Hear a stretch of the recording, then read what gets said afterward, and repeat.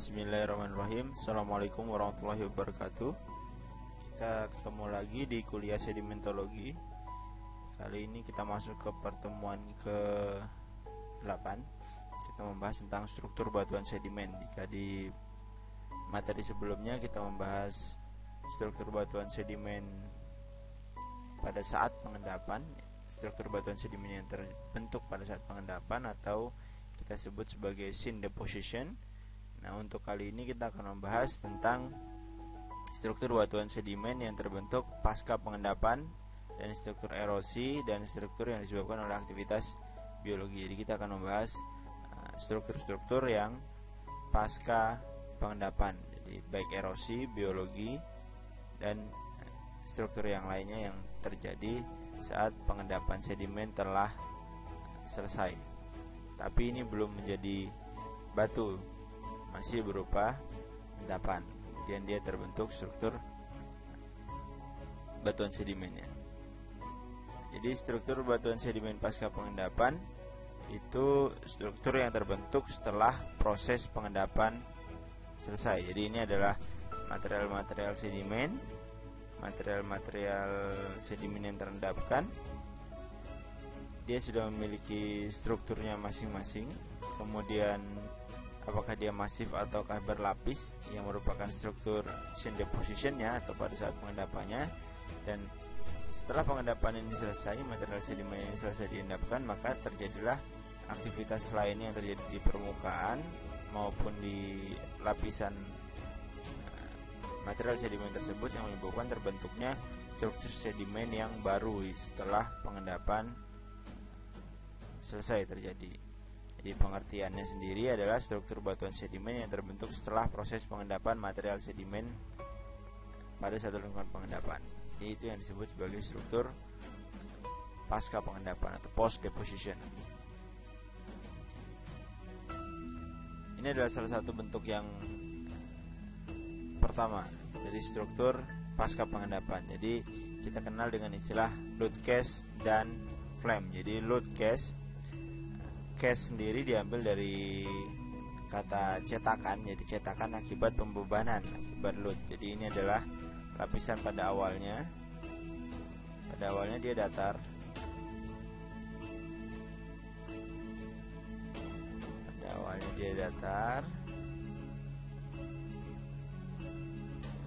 berarti seperti ini kira-kira. Nah, kemudian akibat material ini belum terlitifikasi, maka material berikutnya yang memiliki beban lebih besar, dia menekan si lapisan yang ada di bawahnya, sehingga terjadilah bentukan cetakan akibat pembebanan ini yang kita sebut sebagai load case. Nah, imbas dari si load case, dia akan menyebabkan si material yang terlebih dahulu terendapkan, dia akan tertekan dan naik mencari satu bagian di mana tekanannya paling rendah, yang akhirnya dia akan membentuk struktur seperti lidah api atau kita sebut sebagai flame structure. Nah, jadi ini adalah struktur-struktur pasca pengendapan yang diakibatkan oleh pembebanan. Jadi ini adalah satu pasangan dari struktur load case dan flame. Jadi ini adalah load case-nya, cetakannya, dan ini adalah bentukan lidah apinya. Nah, saat kalian melihat sebuah struktur load case seperti ini dan flame seperti ini, maka ini bisa kita gunakan sebagai apa? Sebagai petunjuk bahwa bagian cetakan ini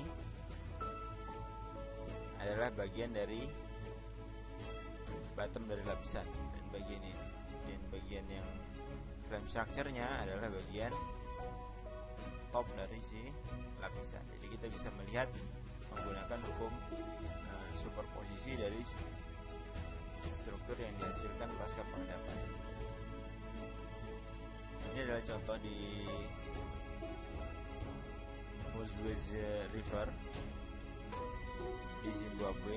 Ini saya ambil dari bukunya Dark limestone sedimentary rock in the field. Jadi ini adalah bentukan dari root cast. Ini adalah flame-nya. Ini root cast, ini flame-nya. Ini root cast. Tapi di sini tidak ada bentuk flame yang jelas. Di sini flame-nya. Ini root cast, ini flame-nya. Jadi ini adalah bentukan root cast dan flame dari si batuan sedimen.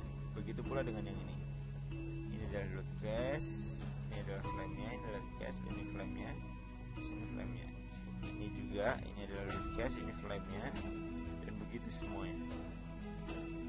Ini root cast dan flame. Dari sini kita bisa melihat mana bagian bottom-nya dan mana bagian top-nya. Jadi dari hukum superposisi kita bisa mengetahui bahwa batuan yang tertua adalah batuan yang ini, kemudian ini adalah batuan yang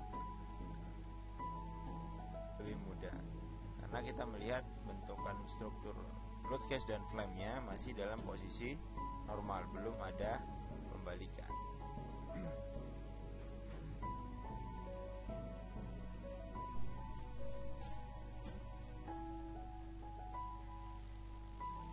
Kemudian ada struktur post deposition yang lain yang kita kenal sebagai convolute. Jadi ada struktur convolute. Convolute ini juga diakibatkan oleh adanya pembebanan pada satu lapisan, tapi dia membentuk sebuah struktur yang menyerupai gelembur gelombang pada satu lapisan yang tidak terjadi pada lapisan di atasnya dan di bawahnya. Dia hanya bekerja pada satu lapisan.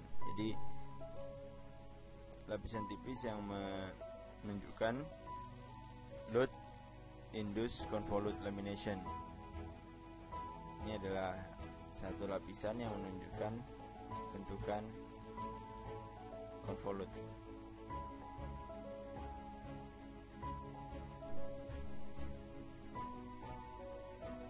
Ini terjadi karena apa? Ini terjadi karena kita kenal sebagai soft deformasi. Jadi deformasi yang terjadi pada satu lapisan tertentu yang tidak terjadi pada bagian atasnya dan tidak terjadi pada bagian bawahnya. Ini yang kita sebut sebagai convolute. Jadi pada saat lapisan ini tadi belum terkonsolidasi, belum terlitifikasi, dia mengalami satu deformasi kecil pada satu lapisan ini saja. Ini yang akan membentuk satu bentukan convolute seperti ini.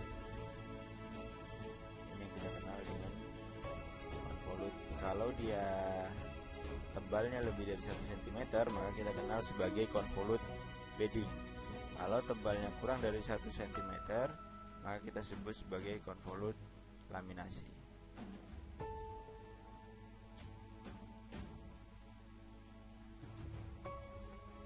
Ini adalah contoh juga dari bentukan convolute. Dia hanya terjadi pada satu lapisan ini.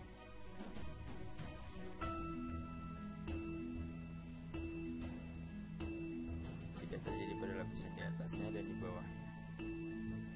Ini yang kita sebut sebagai convolute. Biasanya struktur-struktur convolute ini dia terjadi pada batuan-batuan sedimen yang ukurannya halus.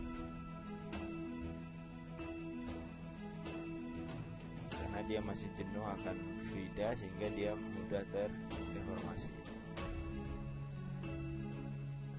Nah, kemudian struktur post deposition yang lain adalah bentukan ini, vertical pipe atau chimney structure, atau kita bisa kenal sebagai sand dike. Jadi kalau kita mengenal dike sebelumnya adalah intrusi dari batuan beku, tapi pada kasus ini yang menjadi intrusi adalah si pasirnya. Hal ini terjadi karena upaya dari si batuan sedimen ini tadi untuk mengeluarkan si fluidanya. Jadi dia mencari celah agar si fluidanya keluar. Namun bersamaan dengan usaha untuk mengeluarkan fluida tadi, si pasir ini terbawa seolah-olah menerobos batuan yang ada di atasnya. Tapi ini terterobos pada saat si batuan belum menjadi batu, artinya dia masih berupa endapan. Mengapa hal ini bisa terjadi? Karena ini akibat proses pengendapan yang cukup cepat, sehingga keluarnya air dari si lapisan ini adalah satu lapisan ini. Lapisan, kalau kalian belum bisa melihat di mana chimney structure-nya atau sand dike-nya, saya akan tandai ini. Ini adalah bentukan intrusi dari si pasir. Jadi ini adalah upaya dari water escape pada satu endapan delta. Jadi ciri khas endapan delta adalah rapid sedimentation, jadi sedimentasi yang cukup cepat. Nah, ini menyebabkan si air yang berada pada lapisan ini lebih lambat keluarnya dibandingkan penambahan jumlah material sedimen yang di atasnya. Ini mengakibatkan usaha untuk keluarnya si air tadi mencari celah-celah di mana tekanannya paling sedikit, itu membawa si pasir ikut naik ke atas. Ini yang kita sebut sebagai vertical pipe atau chimney structure pada batuan sedimen. Ini bisa kita gunakan sebagai indikasi bahwa bagian top dan bottomnya juga akan menunjukkan seperti ini. Jadi kalau kita melihat sand dike-nya ke arah atas seperti ini, berarti ini adalah bagian dari topnya, karena semakin ke atas tekanan akan semakin kecil. Dan selain itu kita juga bisa menginterpretasikan bahwa pada cekungan tersebut pengendapan terjadi sangat cepat sekali, sehingga kecepatan air keluar itu lebih kecil dibandingkan kecepatan penambahan dari si overburden atau material sedimen di atasnya. Ini lebih cepat dibandingkan keluarnya si fluida dari si material sedimen. Ini menyebabkan adanya struktur ini tadi. Kemudian struktur lainnya adalah mud crack. Jadi saat material sedimen sudah terendapkan terlebih dahulu, pada sedimen-sedimen berbutir halus dia akan sama kesulitan untuk melepaskan fluida, namun fluida tersebut akan berkurang saat proses evaporasi terjadi cukup besar. Nah, ini menyebabkan adanya shrinkage atau pengkerutan pada si permukaan dari endapan sedimen tersebut. Kalau dia sudah menjadi batu lempung, dia tidak akan membentuk bentukan si mud crack tersebut. Jadi mud crack ini seperti yang kalian lihat di sawah-sawah pada saat musim kering. Jadi lempung atau lumpur tersebut, jadi kalau kita sebutkan mud, ini artinya ukuran dari lempung sampai lanau, itu mengalami shrinkage atau pengkerutan.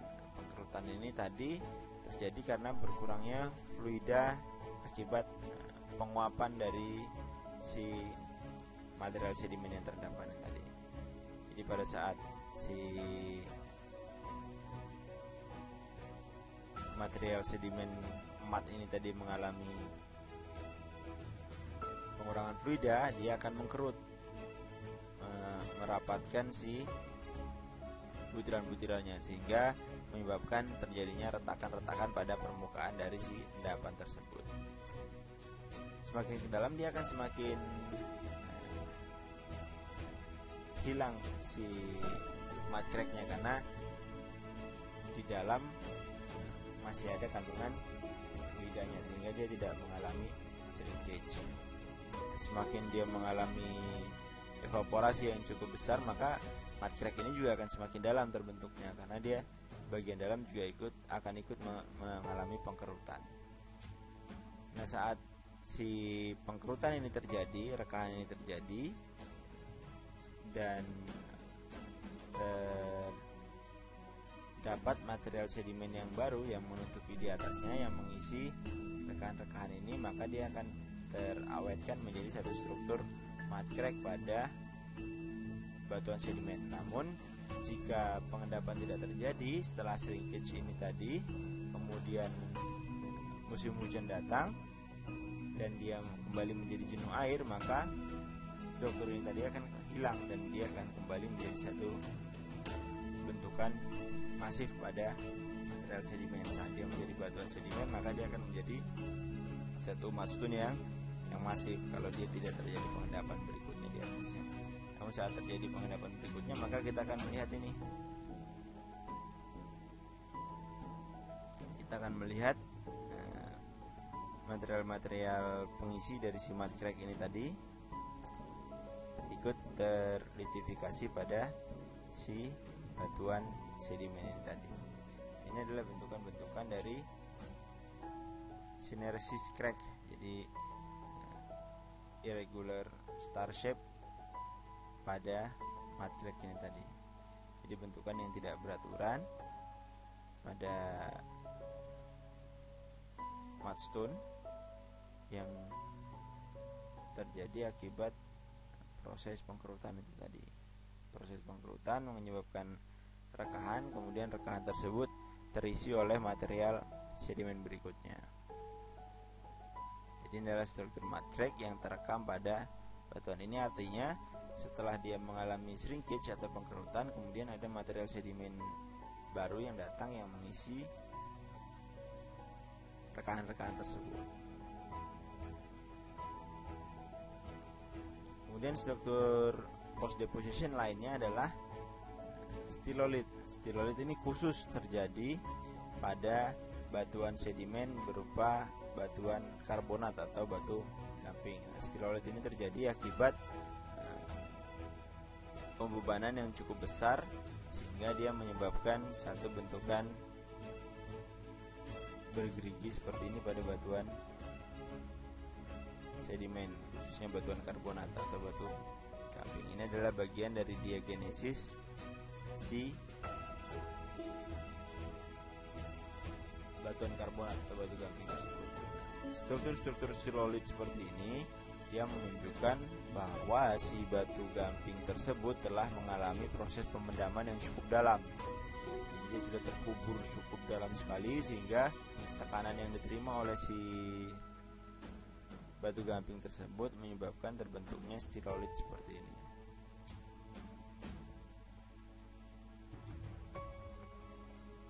Nah, itu adalah beberapa struktur post deposition. Jadi pada intinya struktur post deposition adalah struktur yang terbentuk setelah proses pengendapan selesai, namun dia belum mengalami pembatuan atau litifikasi. Jadi proses pengendapan selesai, kemudian terjadi aktivitas di atasnya oleh material sedimen yang lain, kemudian dia akan membentuk struktur-struktur post deposition. Pada umumnya struktur post deposition pada batuan sedimen plastik dia terjadi pada bagian permukaan dari si material sedimen tersebut. Jadi dia tidak terlalu berpengaruh ke bagian dalam dari si material sedimen tersebut.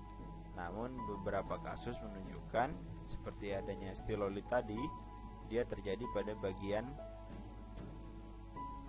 dalam dari si satu lapisan atau si chimney structure tadi, sand dike tadi, itu juga terjadi tidak di permukaan dari si material sedimen. Namun pada struktur erosi, struktur yang juga terbentuk setelah proses pengendapan selesai, kemudian terjadi proses erosi di material sedimen tersebut, itu artinya yang tererosi harusnya dia adalah bagian permukaan dari si endapan tersebut. Jadi sebagian besar struktur post deposition yang kita bahas sebelumnya itu terjadi di permukaan, namun struktur erosi ini semuanya terjadi pada permukaan batuan sedimen. Nah, ini bisa kita gunakan selain untuk mengetahui arah arus seperti halnya struktur syn deposition berupa cross bedding kemarin. Struktur erosi juga bisa kita gunakan selain menentukan top and bottom, karena sudah jelas yang tererosi adalah bagian top dari si lapisan atau si endapan. Kemudian struktur erosi juga bisa nantinya kita gunakan untuk menentukan arah arus purba atau paleocurrent yang ada pada satu lingkungan pengendapan tertentu yang sedang kita lakukan penyelidikan di situ. Jadi struktur erosi sendiri adalah struktur batuan sedimen yang terbentuk akibat proses erosi pada permukaan. Nah, jadi perlu kita garis bawahi, dia terbentuk pada permukaan sedimen setelah sedimen tersebut terendapkan.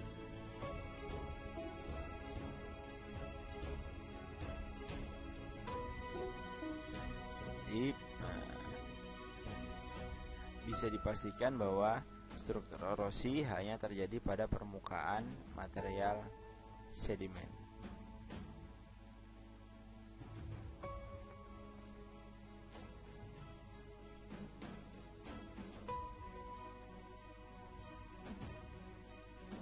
Struktur erosi yang pertama adalah bentukan dari soil mark. Jadi soil mark ini adalah erosional sedimentary structure pada permukaan lapisan yang memiliki bagian berupa erosi akibat turbulen dan imprint dari si objek. Kalau yang disebabkan oleh turbulen kita sebut sebagai score mark. Kalau yang akibat dari imprint dari objek atau cetakan dari objek kita sebut sebagai tool mark. Jadi ada yang disebabkan oleh jenis arusnya, kemudian ada yang disebabkan oleh material yang terbawa oleh si arus tersebut. Kalau jenis arusnya akibat turbulence itu kita sebut sebagai score marks. Kalau dia disebabkan oleh material yang terbawa oleh si agen geologi tersebut kita sebut sebagai tool mark. Jadi itu adalah pembagian dari soil mark. Nah, paleocurrent itu bisa didasarkan pada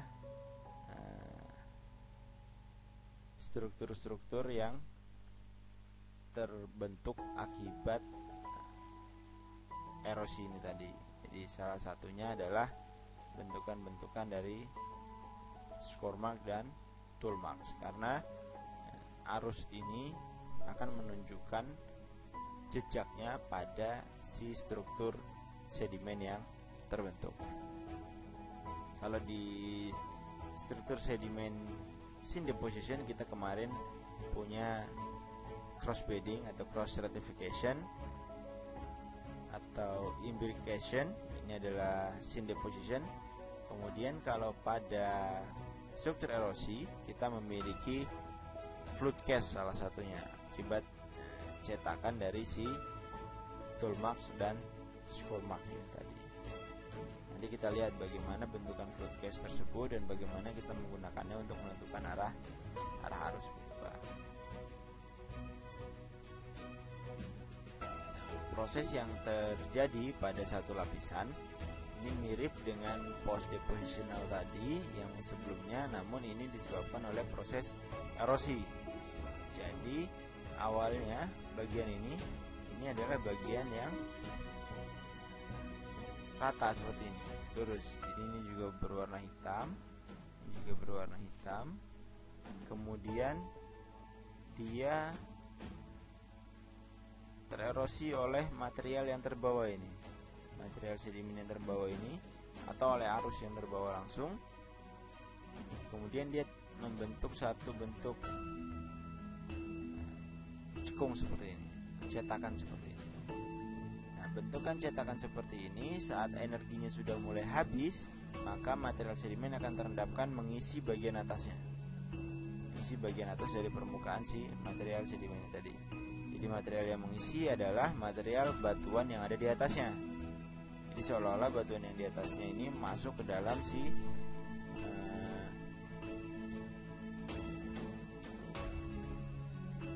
material sedimen yang sebelumnya sudah terendapkan. Nah, di sini kemudian dia mengalami proses burial atau pemendaman. Kemudian setelah pemendaman dia mengalami diagenesis, sementasi, kompaksi dan yang lainnya.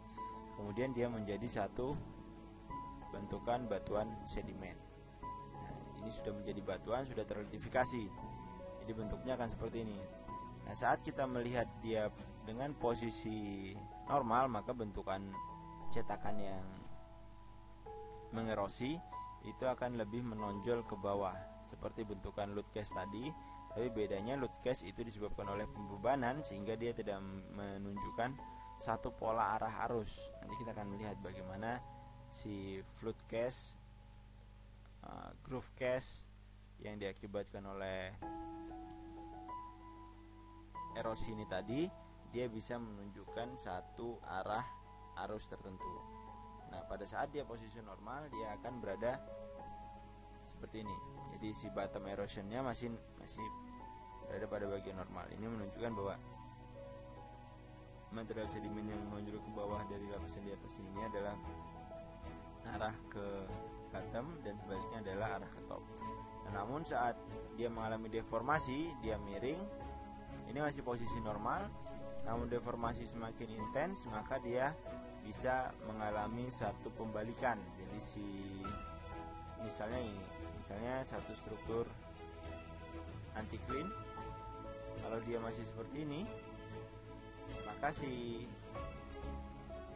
flood case atau groove case nya tadi ini masih ada di bagian bawah. Namun saat dia sudah mengalami satu struktur sedimen seperti ini, jadi lipatannya sudah berupa lipatan rebah, maka yang tadinya ada di bawah di bagian sini, pada lapisan yang ini dia akan menunjukkan bagian sini ya. Nah, berarti dia sudah berada di atas nih, menunjukkan bagian seperti ini. Nah, ini menunjukkan bahwa dia sudah mengalami overturning atau pembalikan. Jadi lapisan yang lebih tua berada di atas dan yang lebih muda berada di bawah. Nah, ini adalah fungsi dari si bentukan erosion ini tadi untuk menentukan top dan bottom atau menentukan batuan yang tua, lapisan yang tua dan yang lebih mudah berdasarkan hukum superposisi. Selain nantinya untuk menentukan arah arus purba yang terjadi pada satu batuan endapan tertentu. Nah, ini adalah bagaimana soul mark antara score mark dan tool mark tadi terbentuk. Kalau yang score mark itu akibat dari arusnya sendiri, contohnya adalah turbulen. Kemudian tool marks adalah akibat dari seretan material yang terbawa oleh si arus tersebut. Jadi bentukan seperti ini menunjukkan arah dari si arus yang membawa yang mengerosi si material sedimen tadi. Jadi arusnya awalnya dari sini, dia mengalami turbulensi di sini, maka dia akan mengerosi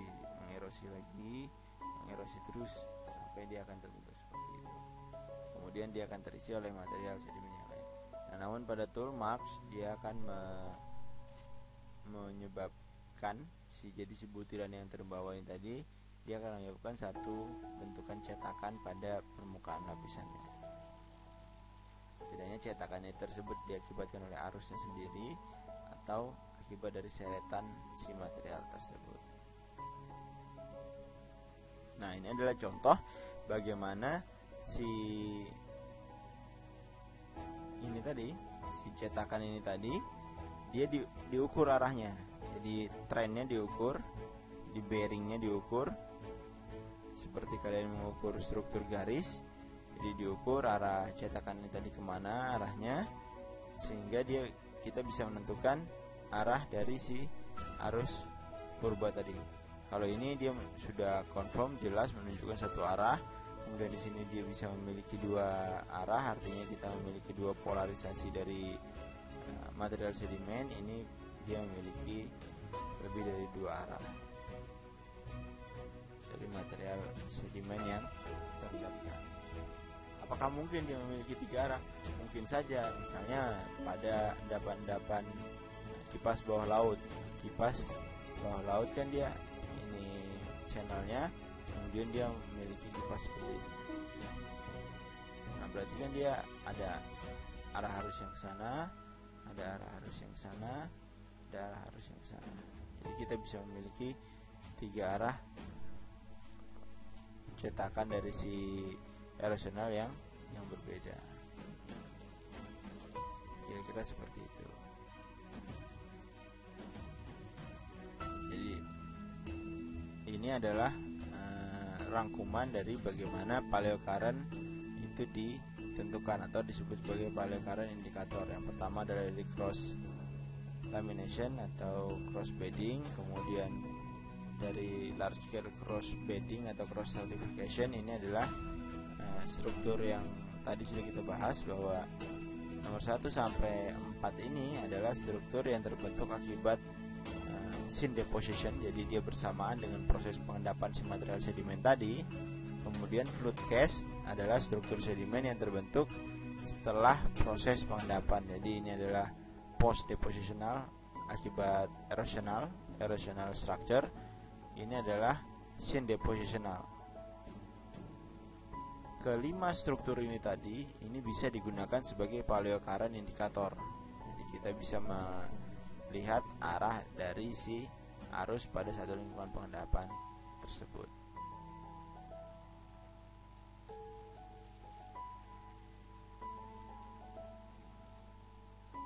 Ini adalah contoh bentukan dari flood cast. Jadi kalau kita melihat bentukan seperti ini ada di bagian atas, berarti batuan ini telah mengalami proses overturning atau pembalikan, karena seharusnya kita melihat ini di bagian bawah dari lapisan.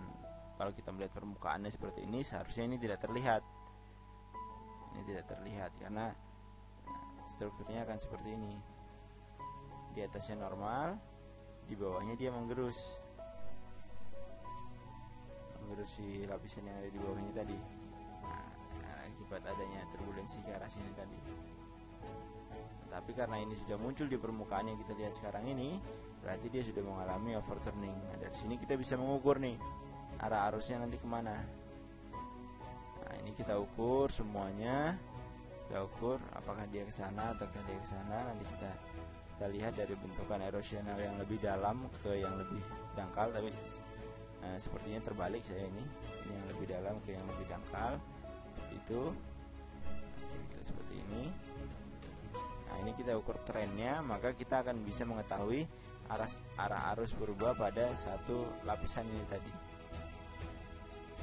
Jadi paleocurrent pada lapisan tersebut yang mengendapkan si lapisan tersebut itu arah arusnya kemana. Dari paleocurrent itu kita bisa mengetahui apa? Kita bisa mengetahui di mana arah landward atau arah yang menuju lebih ke daratan, mana arah yang menunjukkan seaward atau menunjukkan ke arah cekungannya. Jadi kita bisa melihat di mana source-nya, di mana cekungannya, itu untuk mengetahui juga paleomorfologi nantinya, pengembangan dari si paleocurrent tersebut.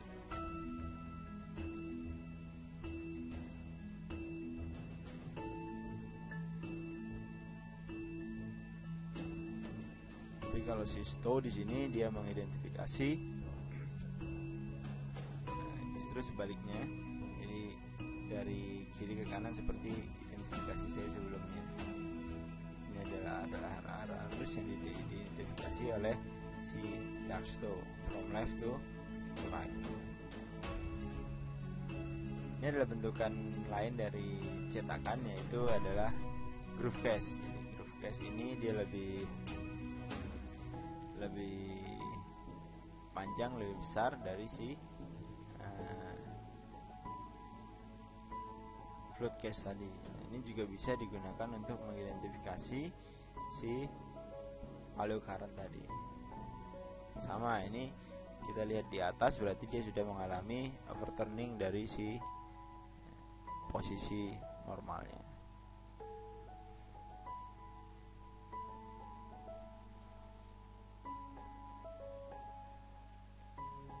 Nah, ini adalah bentukan-bentukan flood cast yang lain. Jadi kita bisa lihat ini adalah bentukan flood cast yang juga sudah mengalami overturning, karena kita bisa melihat pada bagian permukaannya.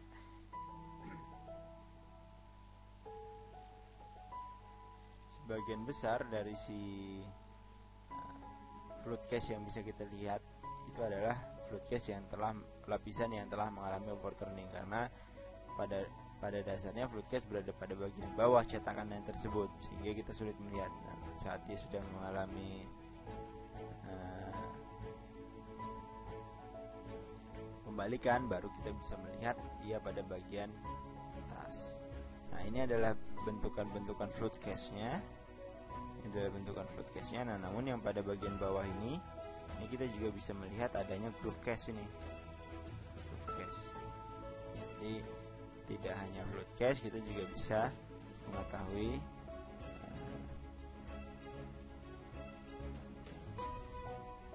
adanya struktur lain yang berupa groove case. Nah, kemudian setelah struktur sedimen post depositional akibat pengendapan, kemudian ada post depositional akibat erosi, kemudian ada post depositional akibat biogenik. Jadi bisa jadi dia setelah mengalami erosi, kemudian ada aktivitas organisme di atasnya, atau tanpa mengalami erosi dia terjadi aktivitas organisme pada si endapan sedimen tersebut. Nah, pada umumnya aktivitas organisme ini dimulai dari bagian atasnya, jadi terjadi pada bagian permukaan dari si endapan sedimen tersebut. Jadi apa sih yang dimaksud sebagai struktur biogenik? Jadi struktur batuan sedimen yang terbentuk akibat aktivitas organisme pada endapan sedimen yang kemudian terawetkan sampai endapan sedimen tersebut menjadi batuan sedimen. Jadi itu adalah jejak-jejak aktivitas organisme pada endapan sedimen yang kemudian dia terawetkan.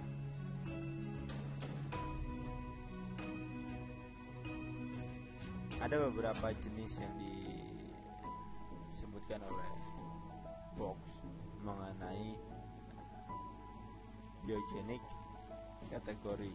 Jadi kategori dari struktur biogenik ini. Yang pertama ada bioturbation.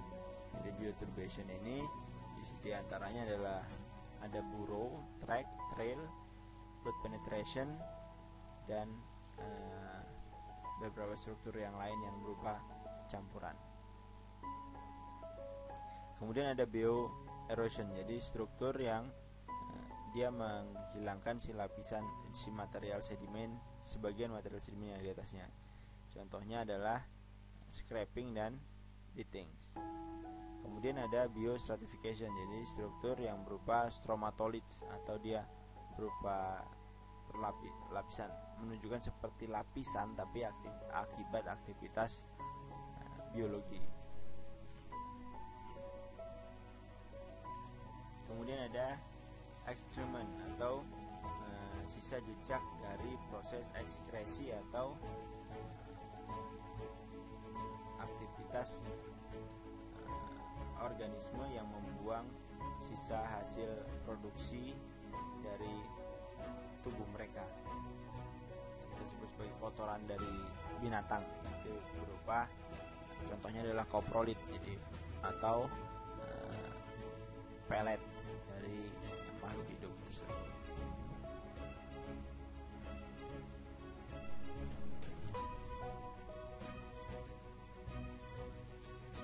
Ini adalah contoh-contoh dari si struktur biogenik yang terbentuk pada si batuan sedimen. Ini adalah rolling trace dari si makhluk hidup yang bergerak di permukaan. Kemudian ini adalah surface track, jadi ini adalah jejak track. Ini adalah sisa bekas dari si bintang laut, contohnya yang terekam pada si lapisan di endapan-endapan laut dangkal, dan bentukan lainnya akibat aktivitas organisme. Ini contohnya adalah boring, jadi makhluk hidup tersebut melakukan penggalian ke dalam sehingga menyebabkan adanya bentukan-bentukan sisa penggalian si makhluk hidup tersebut. yang kemudian terisi oleh material sedimen yang berbeda. Atau ini adalah rootlets. Jadi rootlets ini adalah jejak-jejak dari akar tanaman yang terawetkan pada satu lapisan sedimen tadi.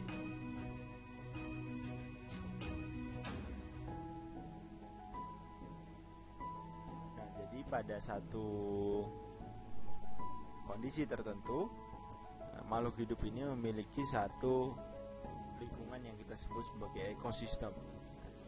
Makhluk hidup yang memiliki ekosistem tersebut tidak akan pergi jauh dari lingkungannya saat dia mati, kecuali dia mengalami proses transportasi setelah dia mati. Saat dia masih berupa material autotonus atau dia mati dan terendapkan di situ, maka trace fosil tersebut atau struktur biogenik yang terbentuk pada batuan sedimen tersebut bisa kita gunakan sebagai identifikasi lingkungan pengendapan dari si batuan sedimen tersebut berdasarkan ekosistem dari si makhluk hidup atau jejak makhluk hidup yang ada pada si batuan tersebut. Ilmu ini kita kenal dengan istilah nantinya adalah ignofosil. Jadi ignologi. Jadi bagaimana si fosil ini kita gunakan untuk mengidentifikasi informasi-informasi yang terdapat pada satu batuan sedimen. Jadi ini adalah contoh bagaimana si trace fosil ini tadi atau struktur biogenik ini tadi bisa kita gunakan sebagai sarana untuk menginterpretasi satu lingkungan pengendapan atau satu lingkungan kedalaman dari batuan sedimen yang kita temukan.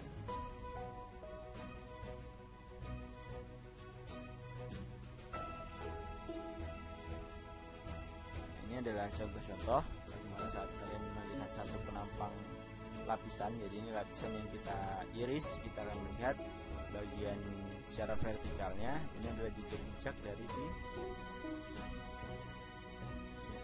organisme yang kita sebut sebagai burrow. Harusnya dia lapisannya normal seperti ini, namun akibat adanya aktivitas organisme maka dia akan tercetak. Kalau kalian lihat di pinggir pantai ada organisme yang masuk ke dalam pasir, nah, nantinya dia akan meninggalkan jejak seperti ini. Saat dia terawetkan dan terlitifikasi menjadi batuan, maka dia akan menjadi struktur sedimen yang berupa struktur biogenik akibat aktivitas organisme tersebut. Nah, ini adalah jejak-jejak akar. Ini adalah akar-akar tanaman yang terawetkan pada satu lapisan. Ini yang kita sebut sebagai rootlets. Kalau kalian ke pantai selatan juga, mungkin pada